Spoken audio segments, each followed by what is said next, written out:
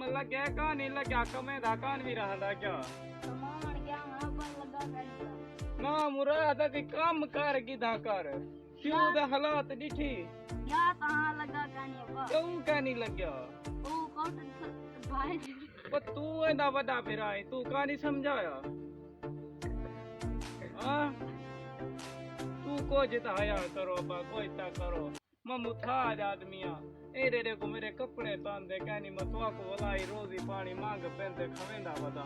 अब मेरी जूती देगा पुरानी थी ये वो गेंडे वो पोत्र हुन करो ते गिनो ना की मैं गिनू असा को किसी काम नहीं करता हुन मैं इवें लोकां दे घरे ते ता काना मांगते मांग मांग तो खवेता तो को पता ही अब्बा तोड़ा मुथाज है हां हुन वाला पीना वणो असा ते पोत्र जेरा हर बात ही दे करो पोत्र मैं मुथाज आदमी मैं दू काम नहीं राजो हुन पीना ठीक है मैं गोदे तो खाड़ गया बा तुसा कुछ करो जवान सारे नंढे नहीं ये तमे रही कहानी काम का नहीं करना वे अबा बड़ा सारे को जिता कल की कर ही को काम ते घेन मन आप ही कर क्यों तुसा में को दलील की काम करेंदा कहानी आ तू बाहर आंदे मेरे को फुटेंदा नाल है पुत्र मां प्यो दा हक दे समझावा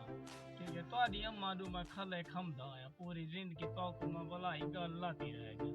अब हुन मेरे पैसे कमावन तो लते को जोला अबे दी इज्जत कीती करो आज जितनी इज्जत करे सो तोडी औलाद उतनी करे थी मैं मार पमसा तोड़ा कौन